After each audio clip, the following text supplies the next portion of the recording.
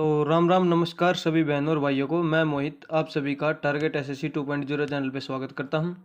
और आज हम करने वाले हैं आरडब्ल्यूए की जो अग्निवीर आर्मी जीडी वाली और टीडीएन वाली जो बुक है उसको स्टार्ट। तो आज हम करेंगे पूरी हिस्ट्री को, full history in one video. इसके बाद आपको जीडी के लिए शायद हिस्ट्री पढ़ने की ज़रूरत नहीं पड़ेगी। तो आइए चलिए स्टार्ट करते हैं। इतिहास के जनक हेरोडोटस हैं। इन्होंने हिस्टोरिका नामक पुस्तक लिखी। इतिहास के जनक कौन है? हेरोडोटस। और इन्होंने पुस्तक जो लिखी उसका नाम क्या है? हिस्टोरिका। आइए चलते हैं आगे। आग का आविष्कार पुरापाषाण काल में हुआ था। आग का आविष्कार कब हुआ था? पुरापाषाण काल में हुआ था। पहिए का आविष्कार कब हुआ था? नवपाषाण काल में हुआ था। कब हुआ था पहिए का आविष्कार? नवपाषाण काल में। मनुष्य ने सबसे पहले कुत्ते को अपना पालतू पशु बनाया। तो ऐसा कौन सा पशु था जो मनुष्य ने सबसे पहले पालतू बनाया था? वो था कुत्ता। आगे चलते आगे। कृषि का आविष्कार कब हुआ? वो भी नवपाषाण काल में हुआ था। कृषि का आविष्कार कब हुआ था? नवपाषाण काल में हुआ। मनुष्य ने सबसे पहले तांबा धातु का प्रयोग किया। मनुष्य ने सबसे पहले किस धातु का प्रयोग किया था? तांबा धातु का। आइए चलते हैं आगे।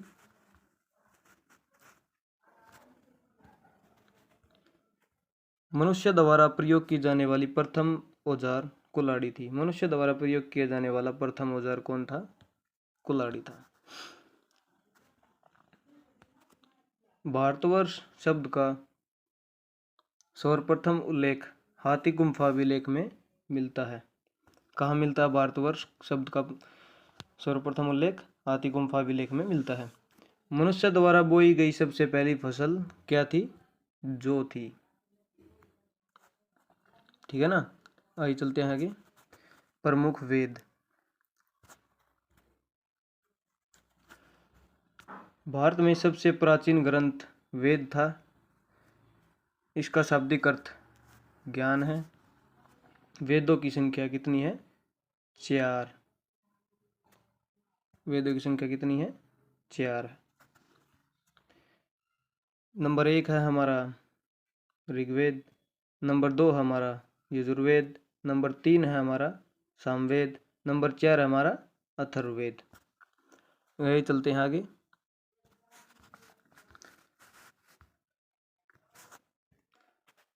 ऋग्वेद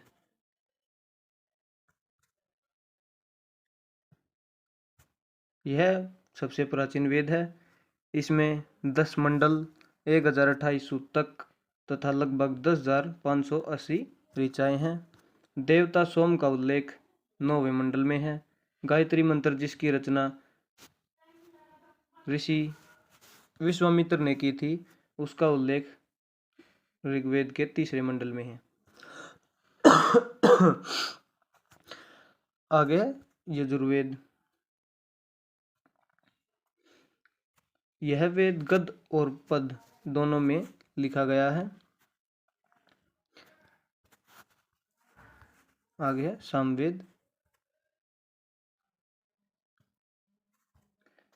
इस वेद में संगीत की जानकारी मिलती है, इसलिए भारतीय संगीत का जनक कहा जाता है। ऐसा कौन सा वेद है जिसे भारतीय संगीत का जनक कहा जाता है? तो वो है सामवेद। और ऐसा कौन सा वेद है जिसमें संगीत के बारे में जानकारी मिलती है? तो वो भी कौन है? हमारा सामवेद। आइए चलते हैं आगे।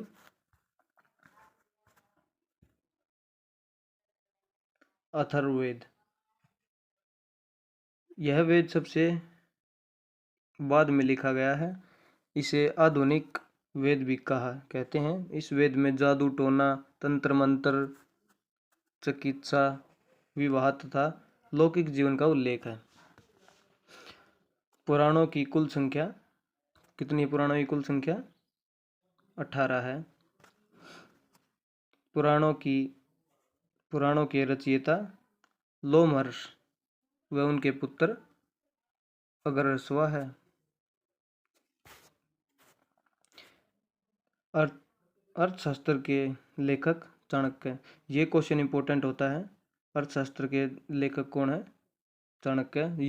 ये बुक बहुत बार पूछी गई है एग्जाम में, एसएससी वगैरह सब में ये बुक पूछी जाती है।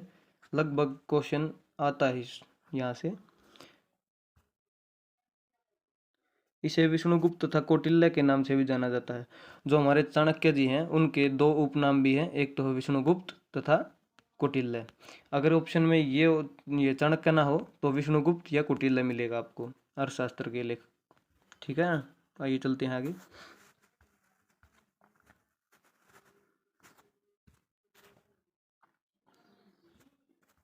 राजतरंगिणी पुस्तक के लेखक कर्ण है। इस पुस्तक में कश्मीर के राजाओं का इतिहास वर्णित है। अष्टाध्यायी पुस्तक के लेखक पाणिनि है। यह संस्कृत वाक्य की व्याकरण की पर पुस्तक है।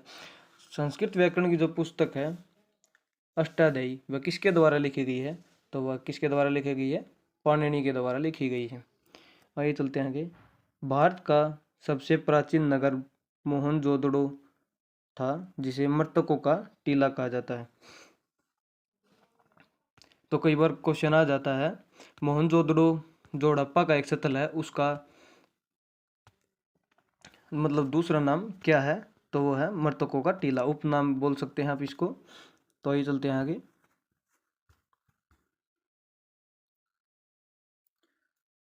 ये हमारे हैं स्थल, उत्खननकर्ता, खोजकर्ता, अवस्थिति और नदी। हमारा जो हड़प्पा है इसकी खोज किसने की? दयाराम साहनी ने। और यह जो इसकी जो लोकेशन है वह है पाकिस्तान में, और ये रावी नदी के तट पर स्थित है। अगला हमारा मोहनजोदड़ो, इसकी खोज राखलदास बनर्जी ने की थी। और यह हमारा जो पड़ता है ये हमारा पाकिस्तान में पड़ता है, और ये सिंधु नदी के किनारे है। जो हड़प्पा की खोज हुई थी वो हुई थी सन 1921 में, और शायद मोहनजोदड़ो की खोज हुई थी 1922 में। ठीक है ना, तो आप याद कर लेना, इसमें ये चीज़ नहीं दी गई शायद।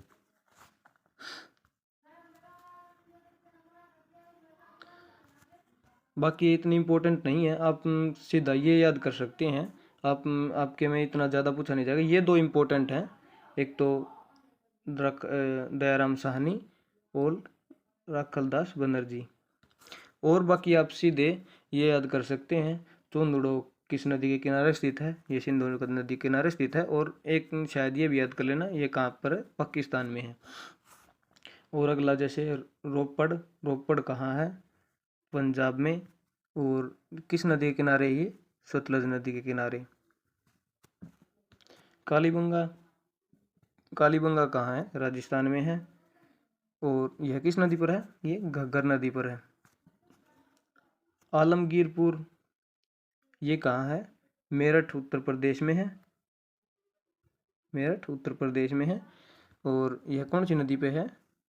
हिंडन नदी पे है।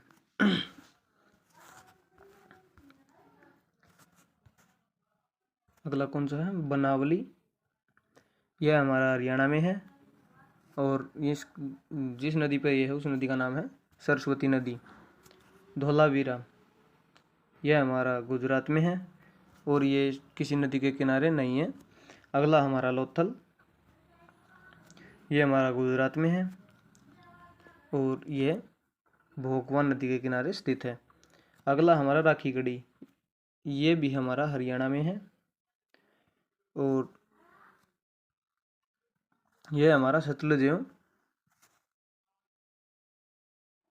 दरसदवती नदी पर है। आइए चलते हैं आगे। सिंधु घाटी या हड़प्पा सभ्यता, यहाँ से क्वेश्चन ज़्यादा आते हैं। सिंधु घाटी सभ्यता का काल, ये इम्पोर्टेंट होता है, इसको आप इस डेट को आप याद करना जरूर। 2500 ईसा पूर्व से 1750 ईसा पूर्व था। सिंधु घाटी सभ्यता की खोज राय बहादुर दयाराम साहनी ने की थी। वहाँ ऊपर पहले आया था, जो बताया था मैंने, वो हड़प्पा कहाँ पर है, जब भी दयाराम साहनी का नाम आया था। ये देखो आ गया ना, 1921 में की थी। किसने की थी? दयाराम साहनी। आप पीछे का नाम याद रख लेना, यहीं से हिंट लग जाएगा आपको ऑप्शंस में।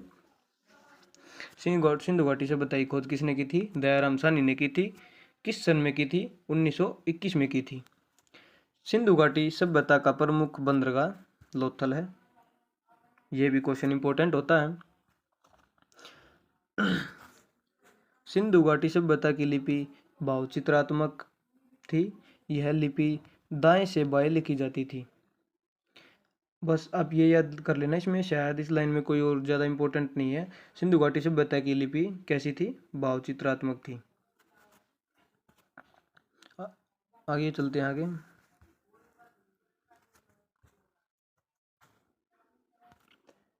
मोहनजोदड़ो से एक कांस्य मूर्ति नर्तकी मिली। कांस्य की मूर्ति, सॉरी, कांस्य की मूर्ति नर्तकी की जो मिली थी वो कहाँ से मिली थी? मोहनजोदड़ो से। जूते हुए खेत के साक्ष्य, ये थोड़ा सा इंपॉर्टेंट होता है, ये कई बार क्वेश्चन आया हुआ है। जूते हुए खेत के साक्ष्य सॉरी, कहाँ से मिले हैं? कालीबंगा से प्राप्त हुए। मोहनजोदड़ो से प्राप्त सबसे बड़ी इमारत अन्नागार है। मोहनजोदड़ो से सबसे बड़ी इमारत मिली हुई जो इमारत है वो है अन्नागार, जो हमें मोहनजोदड़ो से खुदाई में मिली थी। ये क्वेश्चन भी बहुत बार आया हुआ है। अगिनकुड लोथल तथा कालीबंगा से प्राप्त हुए हैं। कालीबंगा का अर्थ काले रंग की चूड़ियाँ। तो कभी आपसे पूछे कि चूड़ियों के साक्ष्य कहाँ से मिले हैं, तो कालीबंगा से मिले। और कालीबंगा कहाँ स्थित है? राजस्थान में स्थित है। सॉरी। आइए चलते हैं आगे। चावल के साक्ष्य कहाँ से मिले हैं? लोथल से मिले हैं। सिंधु घाटी सिंधु सभ्यता के लोग मात्रा देवी की पूजा करते थे। सिंधु घाटी सभ्यता के लोग किस देवी की पूजा करते थे? मात्रा देवी की पूजा करते थे। आगे आते हैं वैदिक सभ्यता। वैदिक काल को दो भागों में बांटा गया है, एक ऋग्वैदिक काल, एक उत्तर वैदिक काल। ऋग्वैदिक काल का जो समय है वो है 1500 से 1000 ईसा पूर्व। उत्तर वैदिक काल का जो समय है वो 1000 ईसा पूर्व से 600 ईसा पूर्व। आर्यों द्वारा निर्मित सभ्यता वैदिक सभ्यता थी। आर्य शब्द का अर्थ श्रेष्ठ होता है। आर्यों की भाषा कैसी थी? संस्कृत थी। ये क्वेश्चन आया हुआ है। यह ग्रामीण समाज था। ये क्वेश्चन भी बहुत बार आया हुआ है। यह ग्रामीण समाज था, मतलब ग्रामीण सभ्यता थी। ये क्वेश्चन बहुत बार आया हुआ है। आर्यों की भाषा क्या थी और जो हमारी सभ्यता थी वो कैसी थी? ग्रामीण थी या शहरी थी? और जो हमारी हड़प्पा सभ्यता है वो तो हमारी शहरी सभ्यता थी। ठीक है, आइए चलते हैं आगे। सभा एवं समिति राजा को सलाह देने वाली संस्था थी। स्त्रियां दोनों में भाग ले सकती थी। जो हमारा उत्तर वैदिक काल था, सॉरी, क्या बोल, हाँ, जो उत्तर वैदिक काल था उसमें जो सभा और समिति थी दोनों में जो स्त्रियां थी वो भाग ले सकती थी। आगे आगे इस चीज़ को बदल दिया गया। जैसे जैसे आगे टाइम बढ़ा इस चीज़ को बदल दिया गया। पितरात्मक समाज हो गया, यहाँ तक मात्रात्मक समाज था। आर्यों का प्रिय पेय पदार्थ सोमरस था, जिसे हम दारू बोलते हैं। यह वनस्पति से बनता था। उपनिषदों की संख्या कितनी थी? 108 मानी जाती है। उपनिषदों की कुल संख्या कितनी मानी जाती है? एप्रोक्स 108। आर्यों का प्रिय पशु घोड़ा और प्रिय देवता इंद्र था। आइए चलते हैं आगे। प्रमुख दर्शन और उनके प्रतीक।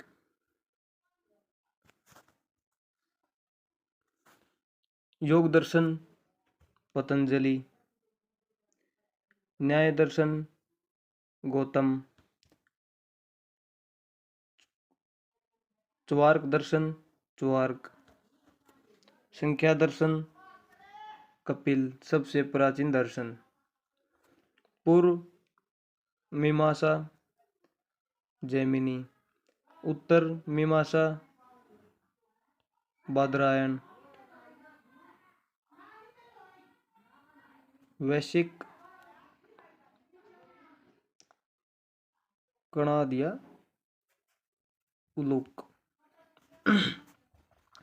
आइए चलते हैं आगे। जैन धर्म। अब हमारा नया टॉपिक स्टार्ट होता है, जैन धर्म।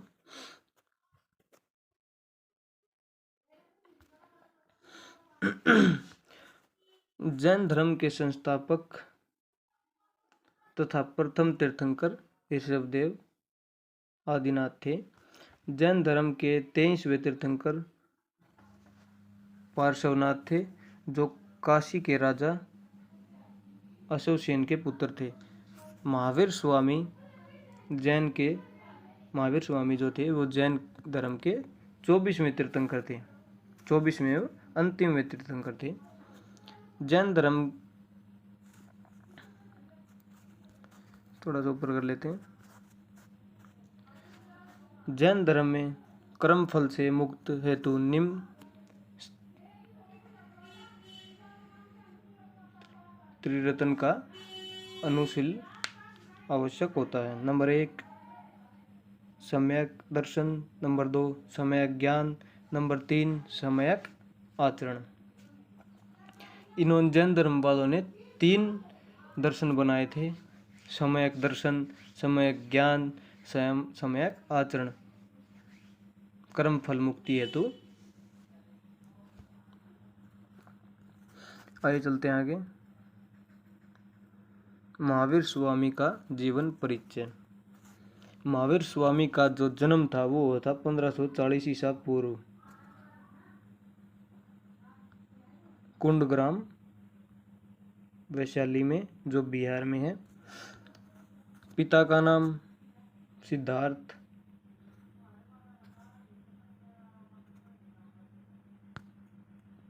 माता का नाम त्रिशाला। ये जो है ना, ये आपसे नहीं पूछा जाएगा। पत्नी यशोदा, पत्नी का नाम क्या था? यशोदा। पुत्री प्रियदर्शना, दामाद जामाली। ग्रह त्याग कितने वर्ष की हुई? ये इंपॉर्टेंट क्वेश्चन होता है आपके लिए।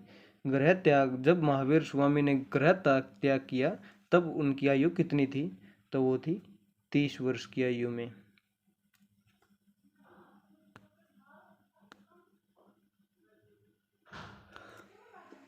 बड़े भाई निंदवर्धन की अनुमति से ग्रह त्याग किया था। आइए चलते हैं आगे। ज्ञान प्राप्ति। ग्रह त्याग के 12 वर्ष बाद 42 वर्ष की आयु में जरमब्रग गांव में रजुपलिका नामक नदी के तट पर साल वृक्ष के नीचे, ये इसमें इम्पोर्टेंट है, जो साल वृक्ष है ये आपसे पूछा जा सकता है। साल वृक्ष के नीचे, किस पेड़ के नीचे हुई थी? साल वृक्ष के नीचे। और ये गांव का नाम जरमभिक गांव। ये थोड़े से कंफ्यूजिंग वर्ड्स हैं तो थोड़ा बोलने में दिक्कत होती है। और जो ये थोड़ा सा और इम्पोर्टेंट आपके लिए, उनकी मृत्यु जब हुई तो उनकी आयु कितनी थी? तो उनकी आयु थी 72 वर्ष की आयु में। और किस सन में मृत्यु हुई थी? 468 ईसा पूर्व में, पावनपुर में इनकी मृत्यु हुई थी। नोट: भगवती सूत्र महावीर स्वामी के जीवन का प्रकाश डालता है। महावीर स्वामी का प्रतीक चिन्ह शेर है। जैन साहित्य को आगम कहा जाता था। जैन धर्म तीर्थंकरों की जीवनी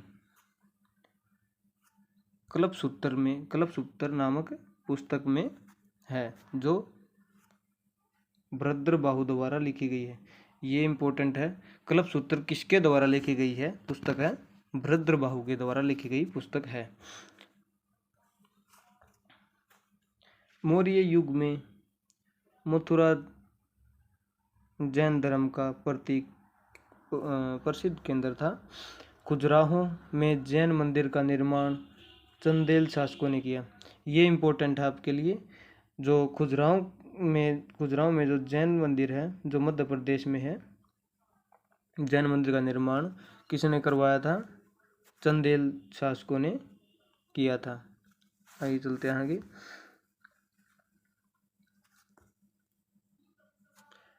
प्रथम जैन संगीति 300 ईसा पूर्व में पाटलिपुत्र में हुई थी, जिसका अध्यक्ष स्थूलभद्र था। प्रथम जैन संगीति का अध्यक्ष कौन थे? स्थूलभद्र थे। जो कहाँ हुई थी? पाटलिपुत्र में हुई थी। किस वर्ष में हुई थी? 300 ईसा पूर्व में हुई थी। द्वितीय जैन संगीति वल्लभी गुजरात में हुई। कहाँ हुई थी? वल्लभी गुजरात में। जिसका आगे चलते हैं। तो बौद्ध धर्म के संस्थापक कौन थे? गौतम बुद्ध थे। इन्हें एशिया का ज्योतिपुंज भी कहा जाता है। लाइट ऑफ एशिया भी इन्हें कहा जाता है इंग्लिश में। तो कभी कभी हिंदी में दिया जाता है ऑप्शन में, कभी कभी इंग्लिश में। ज़्यादातर तो शायद ये मैंने इंग्लिश में देखा, लेकिन कई बार मैंने हिंदी में भी देखा ऑप्शंस में इसको। तो आप देख लेना, दोनों नाम आप याद कर लेना, एशिया का ज्योतिपुंज और light of Asia. Gautam Buddha का जीवन परिचय। जो गौतम बुद्ध का जन्म हुआ था वो कब हुआ था? 563 ईसा पूर्व में कपिलवस्तु के लुम्बिनी नामक स्थान पर हुआ। इनके जो बचपन का नाम था वो था सिद्धार्थ। इनके पिता का नाम शुद्धोधन। इनकी माता का नाम माया देवी। और इनकी माता की मृत्यु इनके जन्म के 7वें दिन हो गई। इसकी देखभाल इनकी मौसी प्रजापति गौतमी ने की थी। इनकी पत्नी का जो नाम था वो था यशोधरा। गौतम बुद्ध का विवाह 16 वर्ष की आयु में हुआ था। कितने वर्ष की आयु में? 16 वर्ष की आयु में। इनके पुत्र का नाम जो था वो था इनके पुत्र का नाम था राहुल। इन्होंने गृह त्याग कितनी आयु में किया था? 29 वर्ष की आयु में गृह त्याग किया था, जिसे बौद्ध धर्म में महाभिनिष्क्रमण कहते हैं। आइए चलते हैं आगे। ये क्वेश्चन बहुत बार रिपीट हुआ है। प्रथम उपदेश कहाँ दिया था? प्रथम उपदेश सारनाथ में दिया था। कहाँ दिया था? सारनाथ में दिया, जिसे धर्म चक्र परिवर्तन कहा जाता है। कहा गया। इनकी जो मृत्यु है वो हुई थी 463 ईसा पूर्व में। 80 वर्ष की आयु में इनकी मृत्यु हो गई थी। कुशीनगर नामक स्थान पर हो गई, जिन्हें बौद्ध धर्म में महापरिनिर्वाण कहा जाता है। महापरिनिर्वाण कहा जाता है। गौतम बुद्ध के जीवन से संबंधित प्रतीक। इनके जो जन्म है उसको इनके जन्म को किस चीज से दर्शाया गया है? जन्म को दर्शाया गया कमल व सांड से। गृह त्याग को किससे दिखाया गया है? घोड़ा से। ज्ञान को किससे दिखाया? ज्ञान प्राप्ति जो हुई पीपल के वृक्ष से। प्रतीक है ये, प्रतीक चिन्ह जिनसे इनके चीज को दर्शाया गया है। निर्वाण, निर्वाण, निर्वाण को किससे दिखाया गया? पद चक्कर, जब इन्होंने अपना मतलब पहला उपदेश दिया। जन्म, जन्म को दिखाया गया है कमल व सांड से। जब इन्होंने फिर बड़े हुए, शादी हो गई थी 16 वर्ष की आयु में, जब इन्होंने ग्रह त्याग किया, उस ग्रह त्याग को दर्शाया गया घोड़े के चिन्ह से। जब इन्होंने ज्ञान प्राप्ति की तो वो दिखाया गया है पीपल के वृक्ष से। इन्होंने वो आया था ना ऊपर कि एक पेड़ के नीचे ज्ञान प्राप्त किया। और निर्वाहन मतलब जो पहला उपदेश दिया था वो उसको दर्शाया गया है पद चिन्ह से। और इनकी जो मृत्यु है उसको दर्शाया गया है स्तूप से। आइए चलते हैं आगे।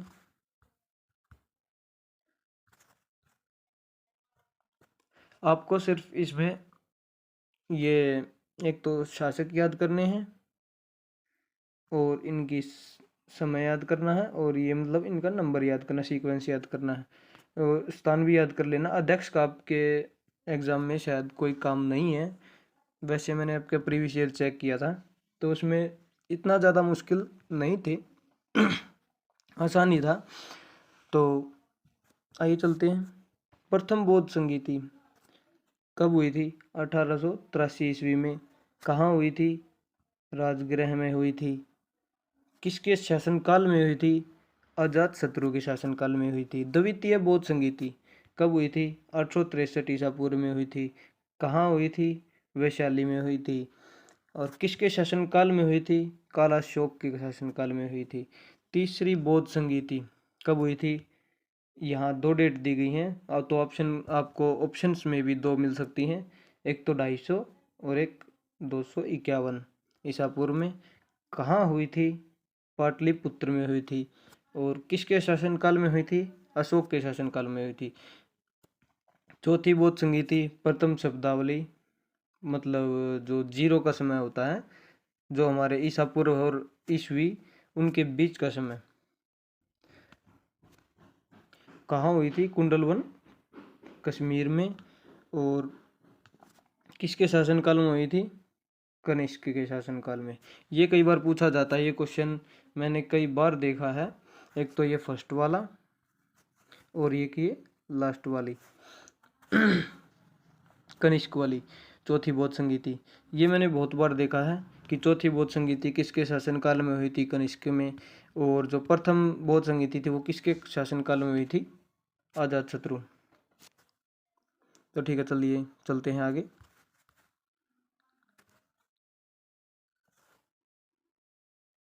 चतुर्थ बौद्ध संगीति के बाद बौद्ध धर्म को दो भागों में बट गया, हिनायान और महायान में विभाजित हो गया। बौद्ध साहित्य के 3 पिटक, सूत पिटक, विनय पिटक तथा अभिधम पिटक थे। जितनी चार बौद्ध संगीति हुई थी, इसके बाद जो बौद्ध धर्म था वो दो भागों में बट गया था। कौन कौन से थे? हिनायान तथा महायान।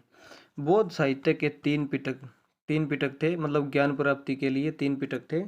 नंबर 1 पर था विनय पिटक, सॉरी पिटक, सूत पिटक, और एक विनय सूत पिटक, विनय पिटक तथा अभिधम पिटक। बौद्ध धर्म का प्रचार पाली भाषा में किया गया था। किस भाषा में किया गया था? पाली भाषा में। आगे आते हैं ईसाई धर्म।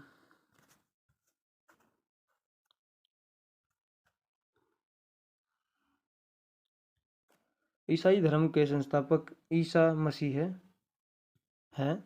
इन्हें शिशु नाम से भी पुकारा जाता है। इस धर्म का प्रमुख ग्रंथ बाइबल है। इसका मसीह का जन्म जेरूशलम के निकट बेथलेहम नामक स्थान पर हुआ।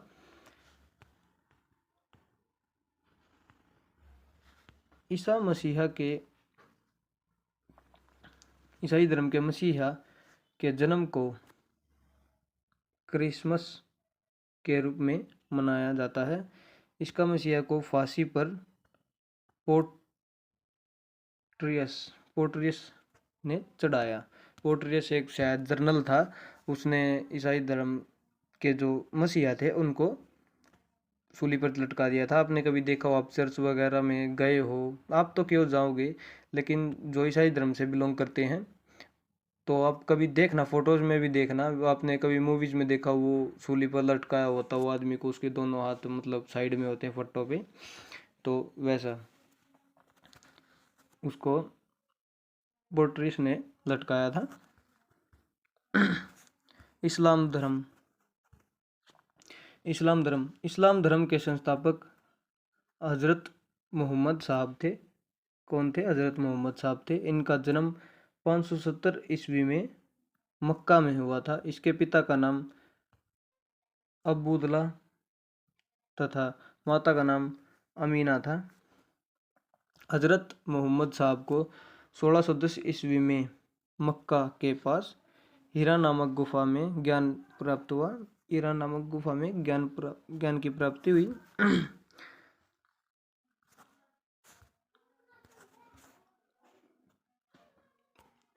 सन 622 ईस्वी को पैगंबर के मक्का से मदीना की यात्रा को इस्लाम धर्म में हिजरी संवत के नाम से जाना जाता है।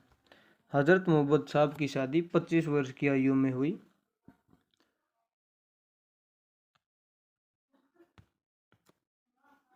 और जो जिससे इनकी शादी हुई थी उसका नाम क्या था? खदीजा नामक था। खदीजा नाम था इनकी पत्नी का। और वे क्या थी? विधवा। विधवा से हुआ था। कुरान जो है वो इस्लाम धर्म का जो पवित्र ग्रंथ है वो क्या है? कुरान। हजरत मोहम्मद साहब की मृत्यु कब हुई थी? सन 632 ईस्वी में हुई तथा इन्हें मदीना में दफनाया गया। कहाँ दफनाया गया था इन्हें? मदीना में।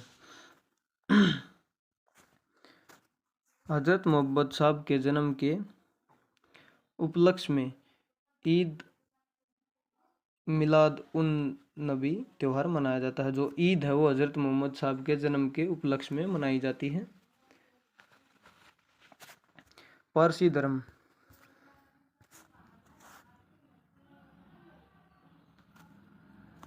इस धर्म के संस्थापक जरथुस्त्र ईरानी थे।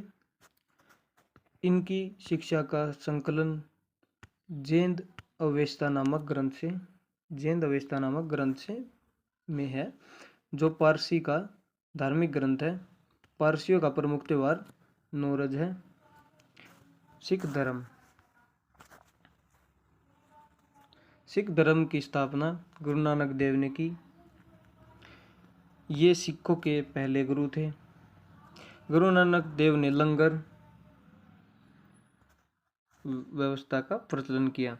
लंगर जो थी उसकी शुरुआत किस सिख गुरु ने की थी? तो वो थे सिखों के पहले गुरु गुरु नानक देव ने। इन्होंने ही अनेक संत धर्मशाला स्थापित की। अनेक संगत मतलब धर्मशाला। गुरु नानक देव का जन्म कब हुआ? 1459 ईस्वी में तलवंडी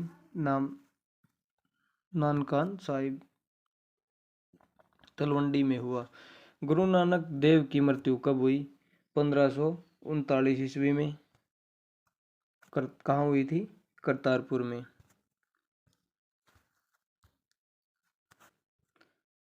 गुरु अंगद सिखों के दूसरे गुरु थे। इनका मूल नाम लहना था।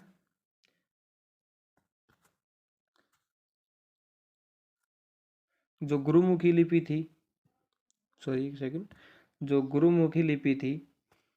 गुरुमुखी लिपि का आरंभ गुरु अंगद ने किया। गुरुमुखी लिपि का जो आरंभ किया था वो किसने किया था? गुरु अंगद ने किया था। गुरु अर्जुन देव सिखों के 5वें गुरु थे।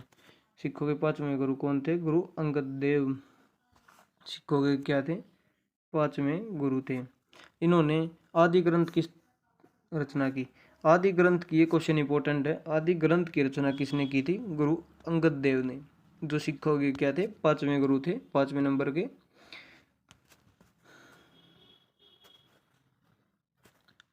मुगल बादशाह जहांगीर ने गुरु अंगद देव की हत्या 1600 1606 ईस्वी में की थी गुरु अर्जुन देव की।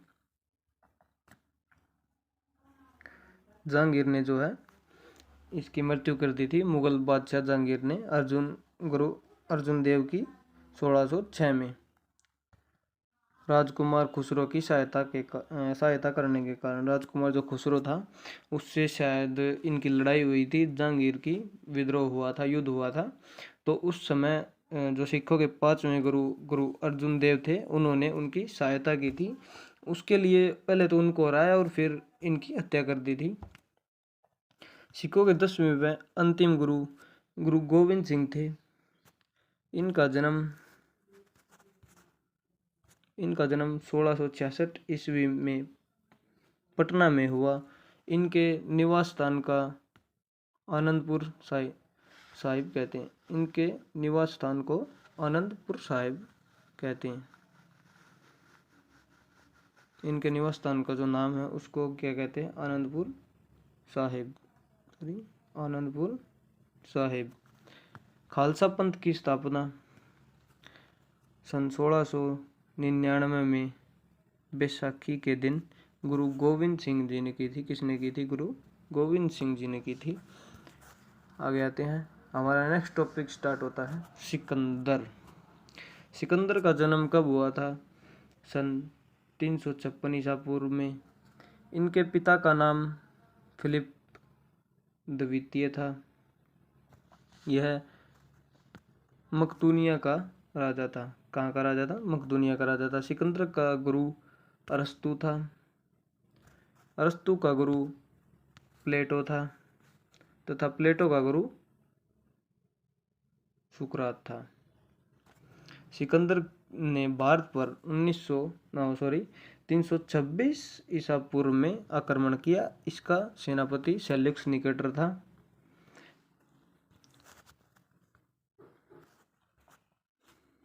सिकंदर का युद्ध पंजाब के राजा पोरस के साथ हुआ। यह झेलम नदी के किनारे लड़ा गया। ये जो युद्ध था जो पोरस के साथ सिकंदर ने किया था, पंजाब के राजा थे जो पोरस, यह झेलम नदी के किनारे लड़ा गया था। किस नदी के किनारे? झेलम नदी के किनारे लड़ा गया था, जो सिकंदर का भारत पर शायद पहला आक्रमण था। इस युद्ध को इतिहास में हाइडेस्पीज का युद्ध भी कहा जाता तथा झेलम व वित्सा का युद्ध भी कहा जाता है। सिकंदर की जो मृत्यु थी वो हुई थी 323 ईसा पूर्व में बेबीलोन में हुई थी। 33 वर्ष की अवस्था में हो गई थी। आर्यक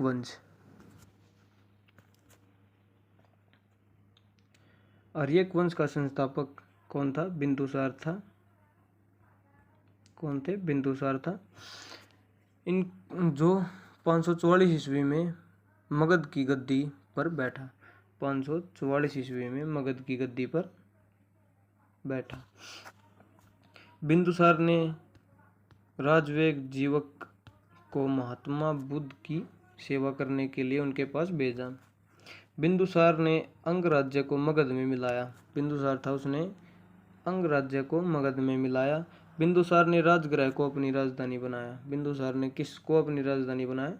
राजगृह को। और ये जो क्वेश्चन है ये बहुत बार आया हुआ है कि हर्यक वंश के संस्थापक कौन है? बिंदुसार है। हर्यक वंश के संस्थापक कौन है? बिंदुसार है। बिंदुसार का उपनाम सैनिक था। बिंदुसार की हत्या उसके पुत्र अजातशत्रु ने कर दी और वह 492 ईस्वी में मगध की गद्दी पर बैठा। अजातशत्रु का उपनाम कुणिक था। अजातशत्रु की हत्या उसके पुत्र उदयन ने की। उदयन ने पाटलिपुत्र की स्थापना की। ये क्वेश्चन बहुत बार आया हुआ है, रिपीटेड क्वेश्चन है कि पाटलिपुत्र की स्थापना किसने की? तो उदयन ने की। वह जैन धर्म का अनुयायी था। किस धर्म का था? जैन धर्म का अनुयायी था। हर्यक वंश का अंतिम राजा उदयन का पुत्र नागदशक था। शिशुनाग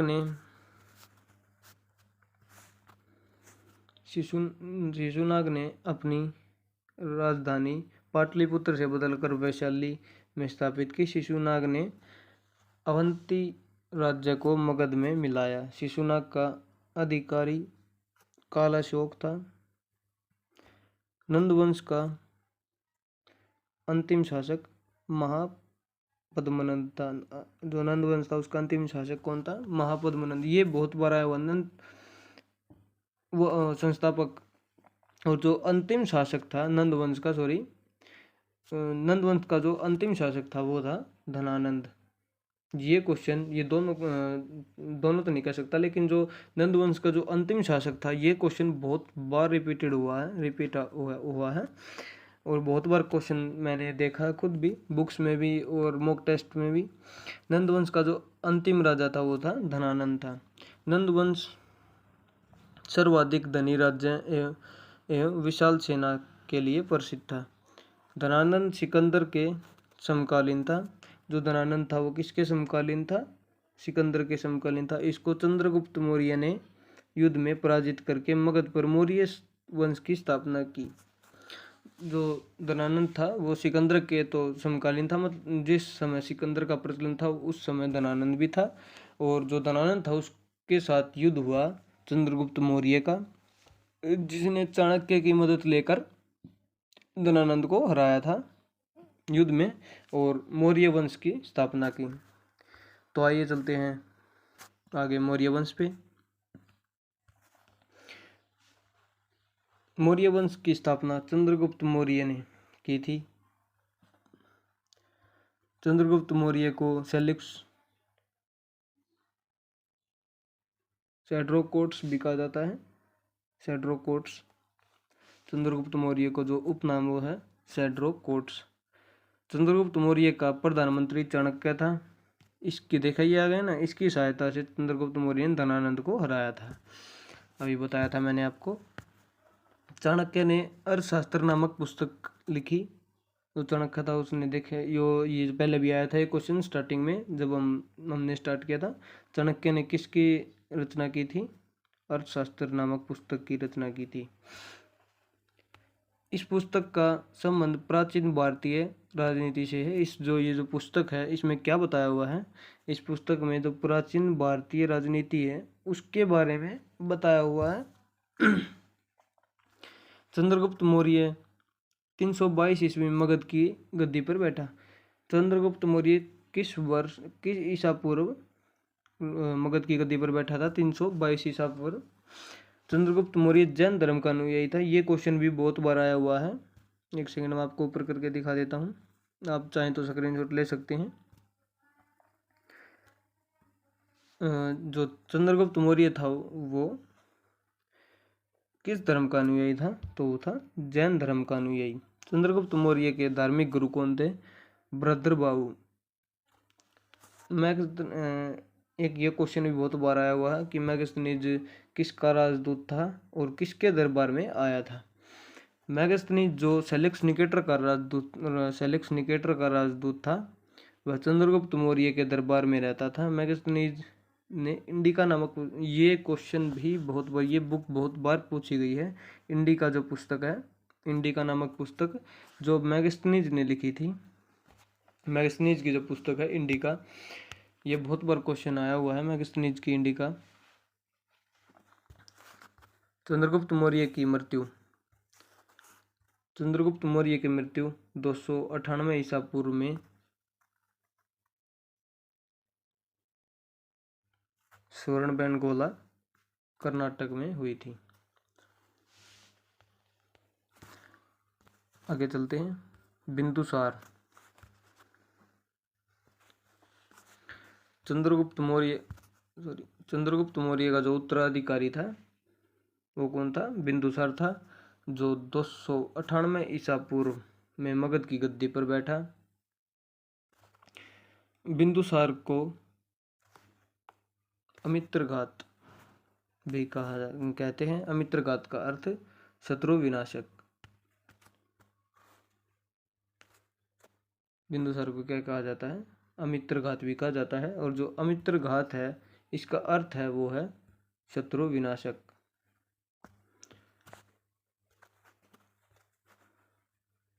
सीरिया के शासक एंटियोकस प्रथम ने डायमैक्स नामक एक राजदूत को बिंदुसार के दरबार में भेजा। डायमैक्स था वो किसके दरबार में आया था? वो आया था बिंदुसार के दरबार में। बिंदुसार को वायु पुराण में बृहदसार तथा जैन ग्रंथों से सिंहसेन कहा गया है। हमारा जो आगे टॉपिक है वो है अशोक। इससे बहुत ज़्यादा क्वेश्चन बनते हैं, जितने मौर्य, चंद्रगुप्त मौर्य से और अशोक से, सॉरी,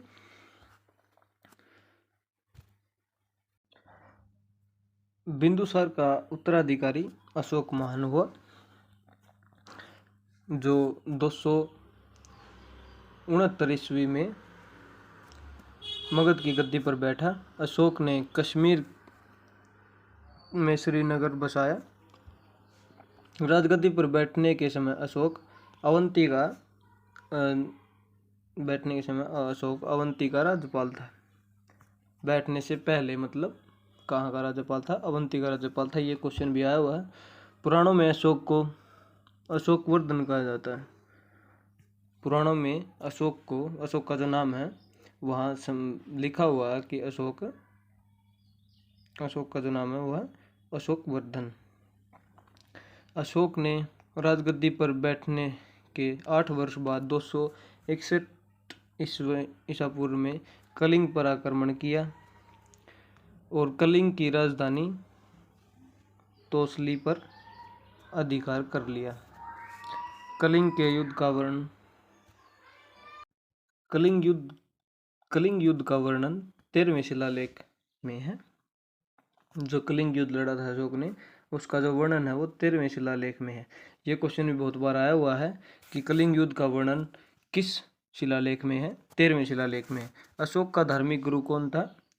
उपगुप्त था। क्या नाम था अशोक के धार्मिक गुरु का? उपगुप्त। अशोक की माता का नाम सुब्रधागी था। अशोक ने बौद्ध धर्म के प्रचार के लिए अपने पुत्र महेश एवं अपनी पुत्री संघमित्रा को श्रीलंका भेजा।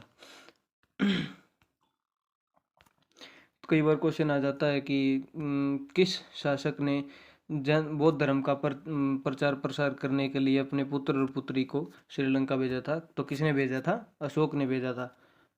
अशोक के शिलालेख 1837 ईस्वी में सर्वप्रथम जेम्स प्रिंसेप ने पढ़े थे।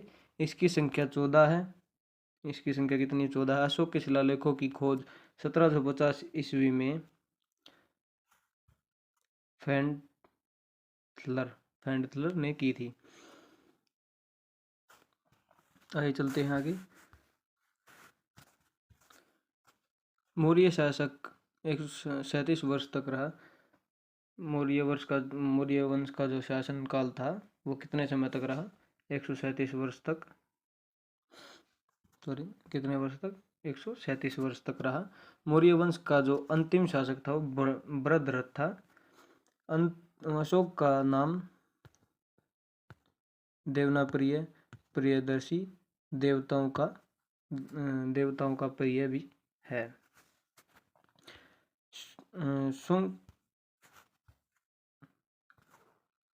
शुंग साम्राज्य अपना नया टॉपिक। इसकी जो स्थापना की थी वो किसने की थी? पुष्यमित्र शुंग ने। 185 ईस्वी में शुंग वंश की नींव डाली। यह मौर्यों का जो मौर्यकालीन थे उनका जो सेनापति था वह ब्राह्मण जाति का था। शुंग काल में मनुस्मृति के वर्तमान स्वरूप की रचना की गई। पुष्यमित्र शुंग ने अपने राजपुरोहित पतंजलि से 2 अश्वमेध यज्ञ कराए। पुष्यमित्र शुंग को कलिंग नरेश खारवेल ने पराजित किया। बृहत स्तूप का निर्माण पुष्यमित्र शुंग ने कराया। पुष्यमित्र शुंग ने किस स्तूप का निर्माण कराया? बृहद स्तूप का निर्माण कराया था। और इसको जो पराजित किया था वो किसने किया था? कलिंग नरेश खारवेल ने। कलिंग के जो राजा थे खारवेल, उन्होंने इसको युद्ध में पराजित किया था, जिसमें यह हार गया था। आगे है कुषाण वंश, अपना नेक्स्ट टॉपिक कुषाण वंश। कुषाण वंश की स्थापना कुजुल कडफिलिस ने की थी 15 ईस्वी में, 15 ईस्वी में की थी। इस वंश का सबसे महान राजा कनिष्क था।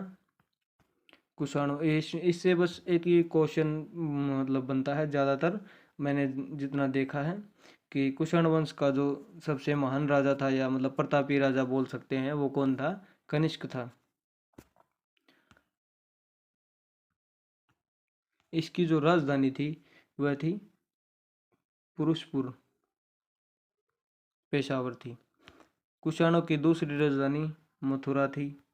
कनिष्क ने सन 68 ईस्वी में गद्दी पर बैठने के समय एक शब्द चलाया जो शक शब्द कहलाता है। यह शब्द भारत द्वारा प्रयोग में लाया जा रहा है। कनिष्क के दरबार में चरक राजवेग चरक थे जो एक सेकेंड, जो चरक थे राजवेग, वो किसके दरबार में चरक संहिता, चरक जिन्होंने चरक संहिता पुस्तक थी वो उन उसको लिखा था, वो किसके दरबार में रहते थे? वो कनिष्क के दरबार में रहते थे, जिन्होंने चरक संहिता जो पुस्तक थी उसको लिखा था। आगे हमारा टॉपिक गुप्त साम्राज्य। ये भी इम्पोर्टेंट है, इससे भी क्वेश्चन आते हैं, मैंने देखा बहुत बार। गुप्त साम्राज्य, गुप्त वंश का संस्थापक कौन था? श्रीगुप्त था। ये क्वेश्चन बहुत बार, जितने स्टार लगाऊं उतने कम, बहुत बार ये क्वेश्चन आया हुआ है। गुप्त वंश का संस्थापक कौन था? तो गुप्त वंश का जो संस्थापक था वो कौन था? श्रीगुप्त था। गुप्त वंश का प्रथम महान सम्राट चंद्रगुप्त प्रथम था। यह 319 ईस्वी में गद्दी पर बैठा। इसे ही गुप्त वंश का वास्तविक संस्थापक माना जाता है। ये क्वेश्चन भी बहुत बार आया हुआ है कि गुप्त वंश का वास्तविक संस्थापक किसे माना जाता? गुप्त वंश का वास्तविक संस्थापक कौन है? अगर क्वेश्चन में यह आया हो कि गुप्त वंश का वास्तविक संस्थापक कौन है, तो हम ऑप्शन में लाएंगे चंद्रगुप्त प्रथम। अगर ये पूछ ले कि गुप्त वंश का संस्थापक कौन है, तो वो था श्रीगुप्त। ठीक है, तो कंफ्यूज नहीं होना है, दोनों क्वेश्चन इंपॉर्टेंट हैं और एग्जाम में आते हैं। चंद्रगुप्त प्रथम ने महाराजा धीराज की उपाधि धारण की। चंद्रगुप्त प्रथम ने किस उपाधि को धारण किया था? तो क्वेश्चन में ऐसे मिलता है कई बार कि महाराजा धीराज की जो उपाधि थी वो किस शासक ने धारण की थी? तो ऑप्शन में दिया होगा कई बार, जैसे श्रीगुप्त, समुद्रगुप्त और चंद्रगुप्त प्रथम और जैसे कि, और इनमें से कोई नहीं, 4 ऑप्शन हो गए ये। तो आपको क्या करना है? आपको लगाना है चंद्रगुप्त प्रथम। महाराजा धीराज की जो उपाधि धारण की थी वो किसने की थी? चंद्रगुप्त प्रथम ने की थी। चंद्रगुप्त प्रथम ने गुप्त संवत 319 से 320 चलाया। चंद्रगुप्त प्रथम का उत्तराधिकारी कौन था? समुद्रगुप्त था, जो 335 ईस्वी में राजगद्दी पर बैठा। ये क्वेश्चन इंपॉर्टेंट है, इसको स्टार मार्क कर लेना। भारत का नेपोलियन किसे कहा जाता है? तो कहा जाता है समुद्रगुप्त को। ये क्वेश्चन बहुत बार आया हुआ है, बहुत बार, कि भारत का नेपोलियन किसे कहा जाता है? तो कहा जाता है समुद्रगुप्त को। समुद्रगुप्त के जो दरबारी कवि थे वो कौन थे? एक सेकंड, समुद्रगुप्त के जो दरबारी कवि थे वो कौन थे? हरिसेन, जिन्होंने इलाहाबाद प्रशस्ति लेख की रचना की। जिन्होंने किस चीज़ की रचना की? इलाहाबाद प्रशस्ति लेख। तो इलाहाबाद प्रशस्ति लेख की जो रचना की थी वो किसने की थी? हरिसेन ने। और हरिसेन किसके दरबार में कवि थे? समुद्रगुप्त के दरबार में कवि थे। समुद्रगुप्त संगीत प्रिय था। समुद्रगुप्त क्या था? संगीत प्रिय था। इसे इसे इसके सिक्कों पर वीणा बजाते हुए दिखाया गया है। इसके सिक्कों पर वीणा बजाते हुए तो आगे चलते हैं। समुद्रगुप्त का उत्तराधिकारी चंद्रगुप्त द्वितीय था। चंद्रगुप्त द्वितीय ने विक्रमादित्य की, तो नेक्स्ट और आ गया है एक, तो ज़्यादा कंफ्यूज नहीं होना, वो थी महाराजा धीराज की उपाधि, जो किसने धारण की थी? चंद्रगुप्त प्रथम ने। जो महाराजा, महाराजा तो मतलब जो पहले आएगा वो महान, महान ही होगा जो पहले आएगा, तो महाराजा धीराज ऐसे आप में रिलेट कर सकते हो। और विक्रमादित्य की जो उपाधि धारण की थी वो किसने की थी? चंद्रगुप्त द्वितीय ने। इसलिए चंद्रगुप्त विक्रमादित्य, और इसलिए इसको जो चंद्रगुप्त द्वितीय है, इसको इसका उपनाम निकाला गया चंद्रगुप्त विक्रमादित्य। चंद्रगुप्त द्वितीय के समय में चीनी यात्री फाहियान भारत आया था। ये क्वेश्चन भी बहुत रिपीटेड है और बहुत बार आया हो। चीनी यात्री फाहियान भारत आया, किसके दरबार में आया था? चंद्रगुप्त द्वितीय के समय में आया था। इसको आप स्टार मार्क कर सकते हो, एक सेकेंड, इसको आप स्टार मार्क कर सकते हो। चंद्रगुप्त द्वितीय के दरबार में अष्टाध्यायी, सॉरी अष्टाध्यायी की गलत बोल गया, आर्यभट्ट, धन्वंतरी, ब्राह्मणगुप्त, वारमहीर जैसे विद्वान थे, मतलब नवरत्न थे।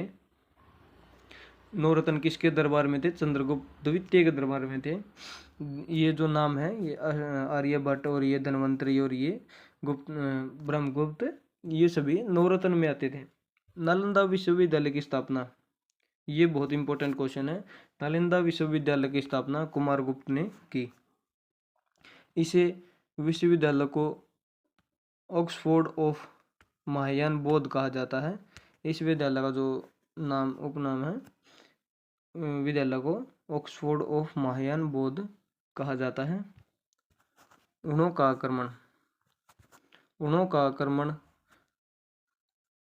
हुणों का आक्रमण समुद्रगुप्त के काल में हुआ। जूनागढ़ अभिलेख से हुणों का मलेच्छ कहा जाता है। जूनागढ़ अभिलेख में जो लिखा गया है, हुणों को क्या कहा जाता है? मलेच्छ कहा जाता है। हुणों का महत्वपूर्ण शासक, एक सेकंड, इसको मैं इरेज कर देता हूँ, अच्छे से दिखेगा। हुणों का जो महत्वपूर्ण शासक था वो कौन था? तोरमान था, तोरमान था। गुप्त राजाओं की शासकीय भाषा क्या थी? संस्कृत थी। गुप्त काल में दास प्रथा भी प्रचलित थी। संस्कृत भाषा के प्रसिद्ध कवि कालिदास चंद्रगुप्त द्वितीय के दरबार में रहते थे। यह भी उन नवरत्नों में से एक ही है जो मैंने बताए थे कि नवरत्न थे। चंद्रगुप्त द्वितीय के दरबार में नवरत्न रहते थे, ये भी उनमें से एक ही थे नवरत्नों में से। ये भी किसके दरबार में रहते थे? जो कालिदास हैं हमारे संस्कृत भाषा के कवि हैं, जो ये भी हमारे चंद्रगुप्त द्वितीय के दरबार में रहते थे। कालिदास के द्वारा अभिज्ञान शकुंतलम, सेकंड, अभिज्ञान शकुंतलम प्रथम भारतीय रचना है जिसका अनुवाद यूरोपीय भाषा में हुआ। जिसका जो अनुवाद है वो यूरोपीय भाषा में हुआ। कालिदास द्वारा जो प्रथम भारतीय रचना थी वह क्या थी? अभिज्ञान शकुंतलम, अभिज्ञान शकुंतलम। सांस्कृतिक उपलब्धियों के कारण गुप्त काल को भारत के इतिहास का स्वर्ण युग, भारत, ये बहुत इंपॉर्टेंट क्वेश्चन है। भारत के इतिहास का स्वर्ण युग कौन से काल को माना जाता है? तो माना जाता है गुप्त काल को।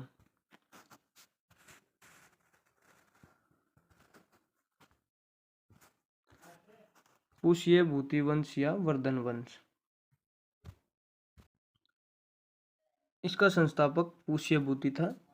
जो पुष्यभूति वंश है, ये इसको हम वर्धन वंश भी बोलते हैं। इसका जो संस्थापक था वो कौन था? पुष्यभूति था। इसकी राजधानी थानेश्वर थी, जो कि हरियाणा में है। इसकी पुत्री का नाम राज्यश्री था। राज्यश्री का जो विवाह था वो कन्नौज के राजा ग्रहवर्मन से हुआ था।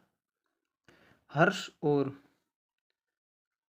पुलकेशिन द्वितीय के बीच नर्मदा नदी के तट पर युद्ध हुआ, जिसे हर्ष की पराजय हुई। हर्षवर्धन। चीनी यात्री, ये भी बहुत इंपॉर्टेंट क्वेश्चन है। चीनी यात्री ह्वेनसांग किसके दरबार में आया था? हर्षवर्धन के दरबार में।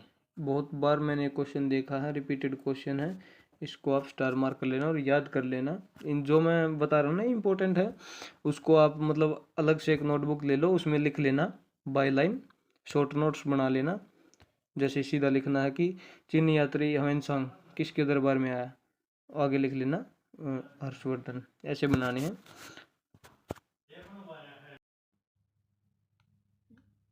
आया था और वह नालंदा विश्वविद्यालय में पढ़ने के लिए भारत आया था।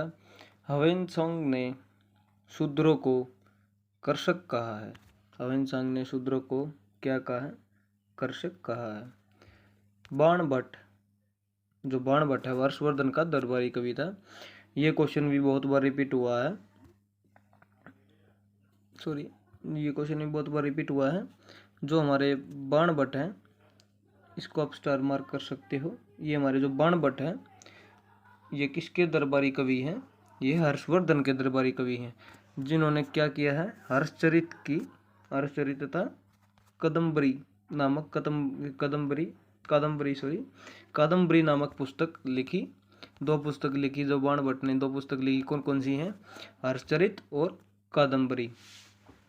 हर्षवर्धन द्वारा रचित नाटक, हर्षवर्धन जो उसके द्वारा रचित नाटक है प्रियदर्शिका, रत्नावली और नागानंद। आइए चलते हैं आगे हमारे नेक्स्ट टॉपिक पे। दक्षिण भारत के प्रमुख राजवंश। पहलव वंश का वास्तविक संस्थापक सिंह विष्णु था। महाबलीपुरम के रथ मंदिर का निर्माण पल्लव राजा नरसिंह वर्मन प्रथम ने किया। ये क्वेश्चन भी बहुत बार रिपीट हुआ है, मैंने देखा है। एसएससी, जितने भी एचएसएससी और सभी मतलब डिफेंस एग्जाम में भी ये मैंने क्वेश्चन देखा है। महाबलीपुरम के रथ मंदिर का निर्माण पल्लव राजा नरसिंह वर्मन प्रथम ने कराया था।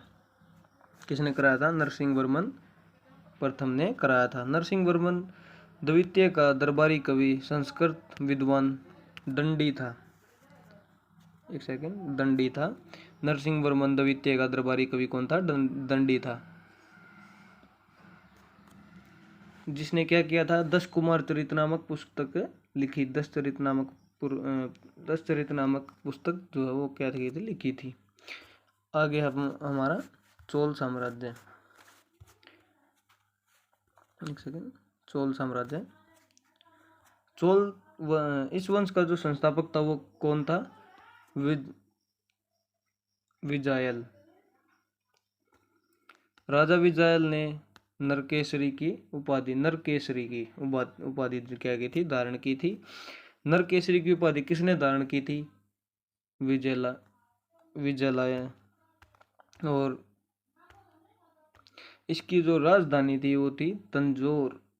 चोल साम्राज्य की जो राजधानी थी वह क्या थी? तंजौर। राजाराज प्रथम ने श्रीलंका पर आक्रमण किया। श्रीलंका पर किसने आक्रमण किया? राजाराज प्रथम ने।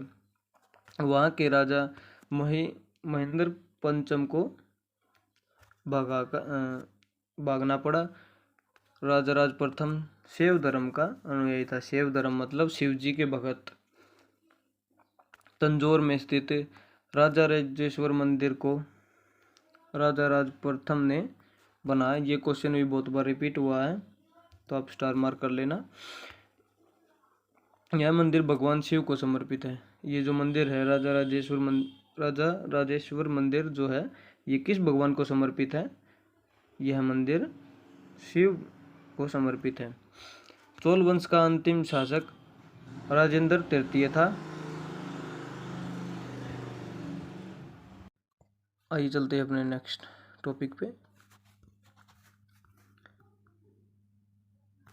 आगे हमारा राष्ट्रकूट वंश।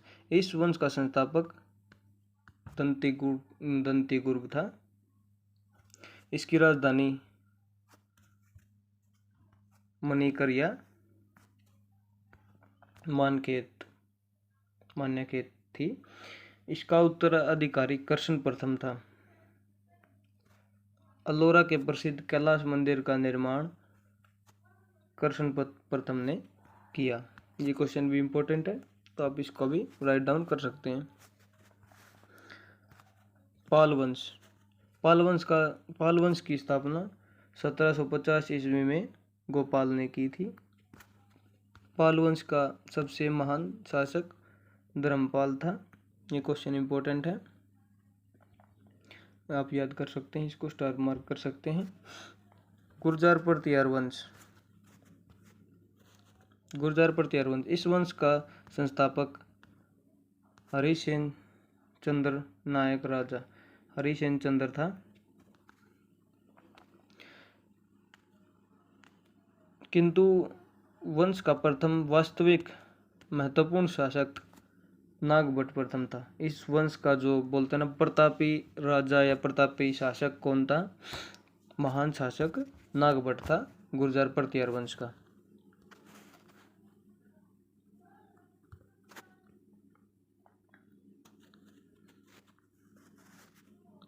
महिर भोज प्रथम 1836 से 1885 ईस्वी इस वंश के प्रतापी शासक थे। महिर भोज प्रथम इस वंश के प्रतापी शासक थे। महिर भोज ने राजपूत शासक कृष्ण द्वितीय को हराकर मालवा प्राप्त किया। महिर भोज ने अपनी राजधानी किसको बनाया था? कन्नौज को बनाया। इसके काल में अरबी यात्री सुलेमान भारत आया। इस वंश का अंतिम शासक यशपाल था। आइए चलते हैं अपने नेक्स्ट टॉपिक पे, तोमर वंश। तोमर वंश की स्थापना अनंगपाल तोमर ने सन 736 ईस्वी में की थी। इन्हें दिल्ली नगर की स्थापना की। दिल्ली जो नगर था पहले उसकी स्थापना की और अपनी राजधानी बनाया। चंदेल वंश आगे आते हैं। आगे है हमारा चंदेल वंश। इस वंश का संस्थापक नुनुक था। 9वीं शताब्दी और जो इसने स्थापना की थी चंदेल वंश की, वो की थी 9वीं शताब्दी में। इसकी राजधानी क्या थी? इसकी राजधानी थी खजुराहो। यशोवर्मन ने खजुराहो के प्रसिद्ध चतुर्भुज मंदिर विष्णु मंदिर का निर्माण करवाया। विष्णु मंदिर चतुर्भुज मंदिर है जो खजुराहो का प्रसिद्ध, उसका निर्माण करवाया था। वो किसने करवाया था? यशोवर्मन ने। तो ये भी इम्पोर्टेंट क्वेश्चन है, एग्जाम में कई बार देखा गया है। आगे चलते अपने नेक्स्ट टॉपिक पे, महत्वपूर्ण राजवंश तथा उनके संस्थापक। जो हमारा हर्यक वंश था उसके, इससे आपका पता है रिवीजन हो जाएगा सभी राजवंश और उनके संस्थापक का, और ये इम्पोर्टेंट है, यहाँ से क्वेश्चन आते ही आते हैं, आप स्टार मार्क कर सकते हैं इसको। और इसका या 2 या 3 बार रिवीजन करना आपको अच्छे से बिल्कुल। जो हमारा हर्यक वंश है, हर्यक वंश था, उसका संस्थापक का नाम क्या था? बिंदुसार। ऐसे ही चलते अपने नेक्स्ट पे। जो शिशुनाग वंश है, शिशुनाग वंश, उसके संस्थापक का नाम क्या था? शिशुनाग। नंदवंश की स्थापना किसने की थी? महापद्मनंद ने। मौर्य वंश की स्थापना किसने की थी? चंद्रगुप्त मौर्य ने। शुंग वंश की स्थापना किसने की थी? पुष्यमित्र शुंग ने। कवण वंश की स्थापना किसने की थी? वसुदेव ने। सातवाहन वंश की स्थापना किसने की थी? सिमुख ने।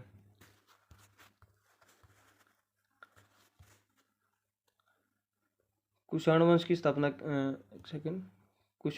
स्थापना किसने की थी? कुजुल कडफिलिसिस ने। गुप्त वंश की स्थापना किसने की थी? श्रीगुप्त ने। वाकटाक वंश की स्थापना किसने की थी? विंध्य शक्ति ने। वर्धन वंश की स्थापना किसने की थी?